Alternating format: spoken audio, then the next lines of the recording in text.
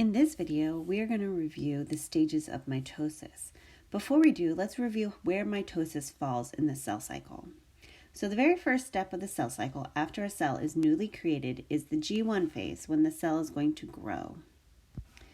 The next stage, if the cell receives a call to divide, will be to carry out the S phase, which is the synthesis of more DNA or DNA replication. After the DNA is replicated, the cell has one more chance to make sure everything is ready before it divides, and that is G2. So it's going to grow some more, it's going to make a bunch of proteins and organelles and get ready for cell division, because cell division is the M phase, and that is what we're focusing on today. So the stages of mitosis as well as cytokinesis. So let's just refresh our memories as what a cell in interphase looks like. All right, so this right here, this model is an animal cell in interphase. Does not show all the organelles, but it does show the main one that we're talking about in mitosis, because mitosis is the division of the nucleus. So this right here is your nucleus. And notice that it is full of what it looks like these purple noodly things. Well, that is the DNA. The DNA is loose, and the name for loose DNA is chromatin. So chromatin is basically just the strands of DNA. And when you extracted DNA from either your cheek cells or a food item, you were extracting chromatin as well. So chromatin is DNA in the on form. Okay, so this is DNA that's turned on. Because when the DNA is loose, enzymes can get in and essentially read the genes. But when DNA is tightly coiled up around proteins, okay, it becomes very hard for the enzymes to get in and do their jobs. Okay, so when the DNA is coiled up, it's shut off, and no transcription can happen, no replication can happen. So right now in interphase, whether it's G1S or G2, the DNA is going to be loose because the DNA is doing its job. It's helping direct protein synthesis, and in the S phase, it's going to replicate. So when you see a cell, and you're looking at real cells undergoing the cell cycle, interphase is usually the most common because it's got a lot of parts, right? G1S and G2. So there's a lot of steps. And you'll see that the nucleus looks very much like a solid structure. Okay, it might look a little grainy inside because that is the chromatin. And you may also see this dark dot. And that dark dot is something called the nucleolus, and that is where ribosomes get made. So that's what an interphase cell looks like. As the cell divides, it's going to begin with prophase. Pro meaning early. So this is the earliest phase. And it is actually the longest phase, which is why we have two pictures down here, because a lot of events have to occur. So both these pictures right here, both show prophase, but we like to refer to it as kind of early versus late prophase. Sometimes late prophase, you'll see it also called prometaphase, and that is because it's like the end of prophase and it's starting metaphase, which is the next phase after that. All right, so let's talk about these many events that make prophase the longest phase within mitosis. So not in the cell cycle, but within mitosis. So the first thing that has to happen is that loose chromatin has to condense. So it's going to go basically from being all loose so that enzymes can get it to being very condensed up. So there are these special proteins called histones, and the DNA begins to wrap around it and it condenses up. And so here you can see an early prophase. It is condensing a little bit. Okay, we're starting to see kind of the log-like shapes we think of when we think of chromatids.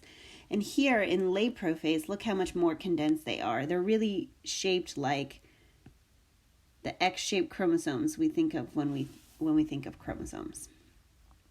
All right, so chromosomes have to condense, and that's really important because the DNA is going to have to move around within the cell. And if the DNA stayed loose, like we have in interphase, if you tried to separate all the chromatids out, so think of a human cell, okay?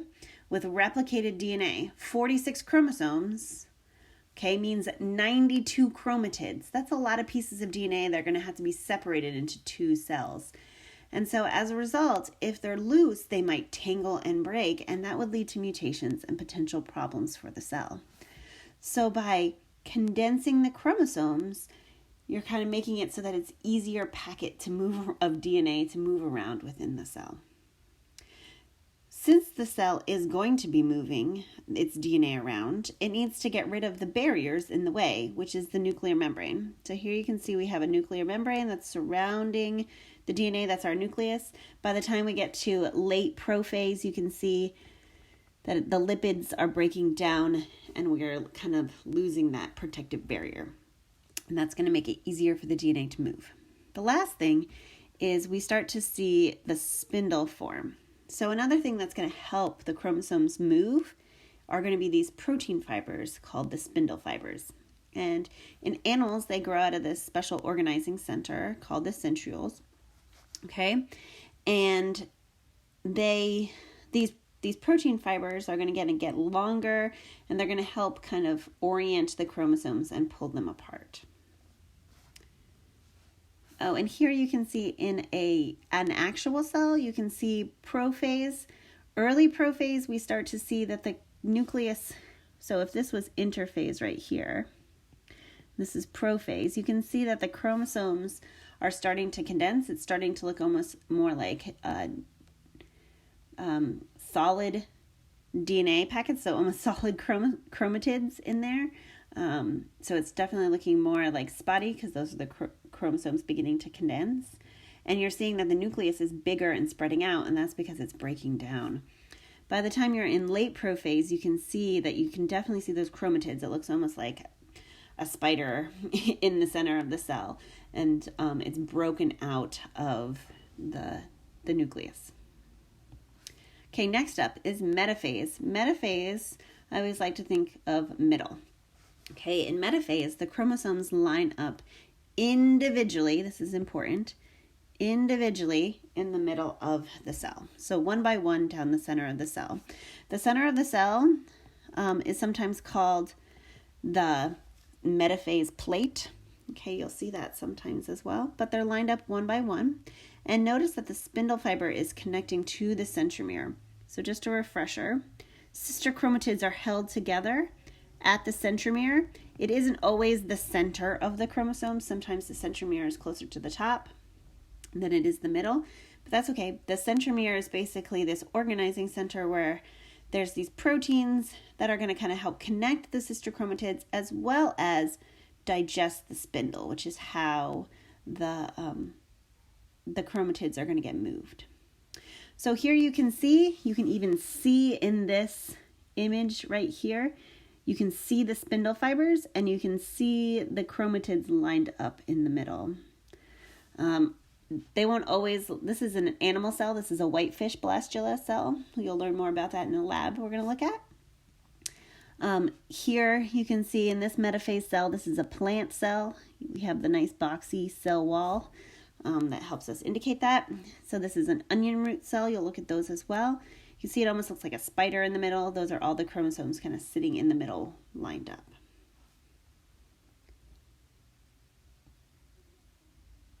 All right, after metaphase comes anaphase. Anaphase is when the sister chromatids are pulled to the opposite ends of the cell. So remember, sister chromatids are identical DNA strands that are made during DNA replication, during the S phase. So we're separating the identical copies and moving them to opposite ends of the cell. Now, what's doing that? It's the spindle. So as these sister chromatids are getting pulled apart, what's happening is there's these special proteins in the centromere called kinetochores, and they basically digest the spindle.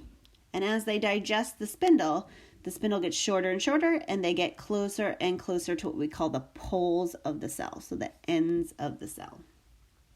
You'll also see that there are also spindle fibers that are not connected to the sister chromatids, and what those do is they basically are being built, and they stretch the cell. So do you guys notice how the cell looks a little bit longer, right, than it did before? If we go back, right, it was a perfect circle there. Now we're seeing it stretched out to be a little bit more like an oval. So that's what those other spindle fibers do. They kind of help stretch it out. So it's starting this process of beginning to divide the cytoplasm. We're stretching out the cytoplasm so that it can then split in two to form two cells. All right, so here you can see in anaphase, you can see that the chromatids are pulled to the opposite ends of the cell, like you can see here. Here, this is an earlier stage. You can see they're still in the process of being pulled. And then all these kind of pinkish ends, those are the spindle fibers doing their stuff. And here you can see the spindle fibers that are actually elongating that cell. You can see the stretchy ones. All right, our last one is telophase. Okay, and end, so like a telephone. Back before they were cell phones, they relied on wires. So telo meant end. So when you talk to someone on a telephone, you were talking to someone at the end of the line. So telo is their end phase. Okay. And it is the reversal of prophase. So everything that happened in prophase is going to now be undone. So prophase broke down a nuclei. Well, here you can see we're going to form two nuclei, one per cell, around each group of chromosomes. Okay, the chromosomes are done moving. They're ready to get started doing their normal jobs of transcription. So they need to loosen up. So you can see our X-shaped chromosomes are now single. They're single chromatids, but instead of being all tightly wound up, they're beginning to loosen up, going back to that kind of noodly DNA. And then the spindle fiber gets broken down because it's done dividing. So here you can see some examples of telophase. Notice how stretched out our cells are. Okay, this one you can see there are two nuclei, and there's a formation of, in this case, a plant cell, a cell wall in between those two called the cell plate. Here you can see, it's a little fainter to see the cell membrane. Okay, but there are the two cells that are beginning to form in telophase. So you can see we have two nuclei, okay, and it's starting to pinch in.